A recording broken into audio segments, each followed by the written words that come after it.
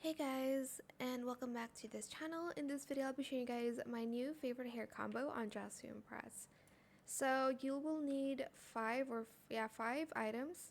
Grab this hair in the only bangs toggle in the first bang. No adjustments made. Oh, I scaled it to 0.60. Grab this hair in only bangs. No adjustments made. Grab this hair and position the Y to 0.47, Z 0.57. Rotate the X to 0.51 and scale it to 0.47. Grab this updo in the same color.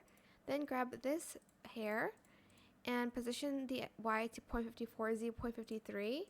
And that's it. And I think this is one of my favorite hairs so far that I've made on Dress to Impress. I hope this tutorial is helpful for you guys. Don't forget to like, comment, share, and also subscribe to this channel if you haven't done that already. If you have any more questions about this video, just leave it in the comment section down below. I will try my best to answer them all for you guys. And if you found this video helpful, please click the thanks button as well. That is it. Thank you so much for watching. Bye.